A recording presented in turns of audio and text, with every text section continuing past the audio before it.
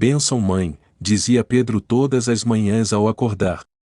Ele era um rapaz bondoso, afetuoso de boa índole, e um pouco tímido. Estava sempre disposto a ser útil em seu meio familiar.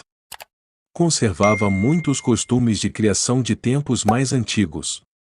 Todas as manhãs, fazia questão de pedir a bênção de sua mãe. E durante o Natal, vestia-se de Papai Noel fazendo a alegria da criançada da rua. Devido ao seu comportamento calmo, era alvo de fofocas, chacotas e de todos os tipos de maledicências alheias em seu bairro. Pedro cursava o terceiro semestre da faculdade, tinha amizade com todos os seus colegas, muitos deles moravam em sua rua, onde reuniam-se quase todos os dias com sua turma de amigos. Na frente da sua casa morava um rapaz mais velho, chamado Elias, conhecido por ser impulsivo e briguento. As duas turmas quase nunca misturavam-se, porque os rapazes conheciam a fama de Elias, que era um sujeito esquisito, de índole duvidosa. Porém Pedro não se importava. Procurava sempre o lado positivo dos outros. Gostava de ter amizade com todos. Sua mãe e seus amigos constantemente o alertavam pedindo que se afastasse, e que tomasse cuidado, pois Elias já havia se metido em diversas encrencas com sua fama de arruaceiro, e era bastante conhecido no bairro por isso. Um certo dia, Elias e seus amigos estavam sentados em frente à sua casa. Planejavam pregar uma peça em alguém para se divertir, sabiam que Pedro, por ter um comportamento mais ajustado, seria a vítima perfeita para que pudessem rir à vontade, principalmente porque sabiam que ele ficaria surpreso com a brincadeira de mau gosto, e se espantaria com facilidade. Resolveram chamar Pedro e seus amigos para juntarem-se a eles. Quem de vocês gostaria de acompanhar-nos até a velha estação de trem para um desafio? Todos entreolharam-se, e dois deles disseram que não iriam, pois precisariam estar em casa cedo. Elias falou irritado. Vocês são todos uns tolos medrosos. Vá para casa ver a mamãezinha então, essa missão é somente para os fortes, Pedro irá conosco. Não precisamos de vocês. Seu outro amigo que o acompanhava lhe chamou em um canto dizendo baixinho: Pedro, você está maluco? Sabe bem quem são esses caras, você não deveria aproximar-se dessa gente. Fique tranquilo, Emanuel. Conheço Elias há bastante tempo. Emanuel voltou para casa. O que você precisa, Elias? Indagou Pedro. Havia rumores que dentro da antiga estação abandonada, existiam peças de grande valor escondidas. Sua estrutura foi originalmente construída no início do século XVIII, abrigava o segundo pavimento como depósito de cargas, enquanto no primeiro pavimento ficava o embarque e desembarque de passageiros. O espaço estava fechado há bastante tempo, e ninguém atrevia-se a entrar lá por medo, pois diziam que o lugar era assombrado desde o acidente onde um trem descarrilhou, chocando-se contra uma parte da estação. Naquela ocasião, em torno de 50 pessoas acabaram morrendo. Você conhece aquela história sobre os objetos de grande valor escondidos na estação? Sim, todo mundo já ouviu falar, disse Pedro. Vamos fazer uma expedição lá esta noite, para vasculhar tudo em busca do tesouro, e você irá nos ajudar. Você topa? Que horas são? Estamos indo agora mesmo, o que me diz? Ok, vamos então. O grupo se colocou a caminho e adentraram a estação. A porta lateral da antiga construção já havia sido aberta por Elias. Quando chegaram lá, empurraram Pedro para dentro e trancaram a porta com uma barra de ferro por fora, deixando-o preso lá dentro. Saíram em disparada, deixando-lhe no local. No meio do caminho pararam para tomar fôlego. Elias divertia-se com a situação e não parava de rir em nenhum momento, dizendo: Hoje o frangote vai dormir lá dentro com os fantasmas. Vamos ver se é corajoso. Ele dizia entre gargalhadas. Chegando em sua rua, avistaram um movimento na casa de Pedro. Quando aproximaram-se, viram sua mãe.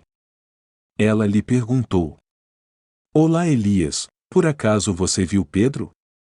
Estou preocupada, não sei aonde ele foi.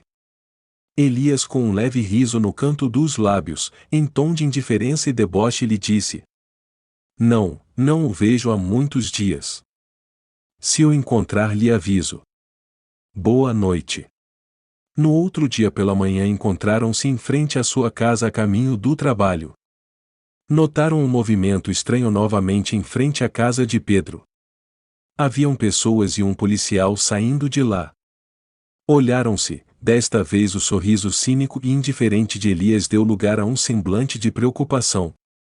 E um leve arrependimento do que havia feito pairava no ar. Porém apenas um arrependimento de medo, pelo fato de que seria descoberto. Com um certo ar de inquietação, ele aproximou-se perguntando: Olá, Dona Cecília. E Pedro? Voltou para casa? Chorosa, ela comunicou-lhe de que haviam encontrado Pedro morto na estação ferroviária naquela manhã. Elias empalideceu, e gaguejando perguntou-lhe: Como assim, Dona Cecília? Ela não lhe respondeu, e entrou em sua casa aos prantos. A morte misteriosa de Pedro chocou todos no bairro. Ele foi encontrado caído no chão dentro da estação, no mesmo local onde tinha sido trancado. Muitos meses depois, a irmã de Pedro teve um sonho. Ela estava próximo à janela quando enxergou alguém passar do lado de fora no quintal. Foi até lá e avistou Pedro, que trazia uma carta em suas mãos, e pediu que entregasse à sua mãe. Ele lhe disse: Não posso demorar, tenho pouco tempo, vim trazer-lhes um recado. Minha morte foi culpa destes miseráveis. Diga à nossa mãe que ela verá todos eles morrerem loucos um a um. Então ela saberá quem foram os responsáveis, eles não viverão suas vidas normalmente daqui para frente, prestem atenção nos sinais. A justiça será feita. Eu serei vingado. Vocês verão. Ele desapareceu. Alguns dias se passaram, Elias estava em casa sentado no sofá, quando sentiu um leve sopro gelado em sua nuca, colocou a mão atrás do pescoço e voltou-se para trás rapidamente. Olhou para os lados, mas não via nada. Ele e os outros dois amigos que o acompanhavam naquela noite, sentiam-se amedrontados desde então. Passando alguns minutos, Elias sentiu novamente o sopro atrás de seu pescoço, levantou-se e saiu dali. Resolveu ir até a casa de Alan, um de seus amigos que estavam junto com ele no dia do ocorrido.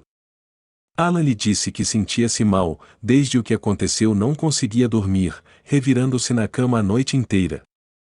Ele disse a Elias: Não consigo pregar os olhos, não sei você, parece que algo me atormenta. Tenho sentido coisas estranhas. Noite passada, finalmente, quando estava quase conseguindo dormir, depois de uma semana com insônia, ouvi baterem na porta e acabei ficando a noite inteira em claro de novo. Parece um pesadelo, não sei o que fazer.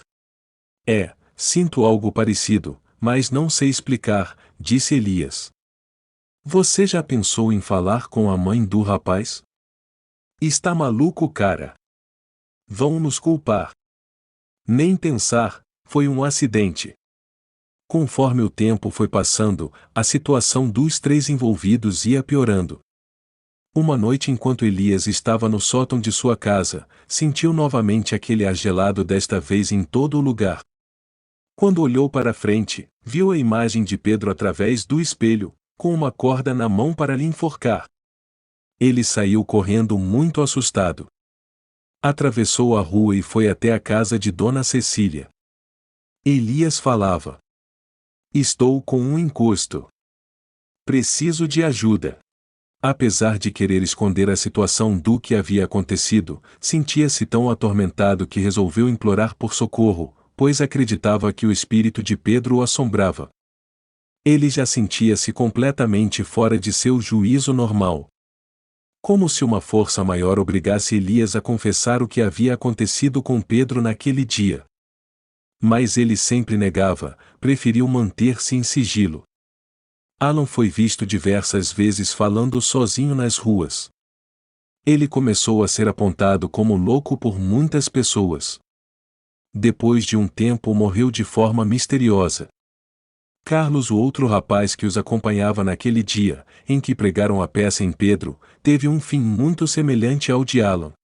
Carlos voltava de madrugada para casa. Depois de vagar quase todas as noites nas ruas gritando e falando ao nada, acabou jogando-se embaixo das rodas de um carro que andava em alta velocidade, tendo morte instantânea. E por fim Elias, que pertencia a uma família de posses, com uma condição financeira bastante privilegiada, foi internado em um centro clínico psiquiátrico para que pudesse passar por tratamento devido à sua condição de saúde. Mas acabou morrendo meses depois de uma parada cardíaca. Sua condição mental de saúde acabou deteriorando-se muito devido à perseguição implacável que ele afirmava sofrer de Pedro. Se você gostou da história, peço que não esqueça de inscrever-se no canal, ativar o sininho das notificações e deixar o seu like. Até o próximo vídeo.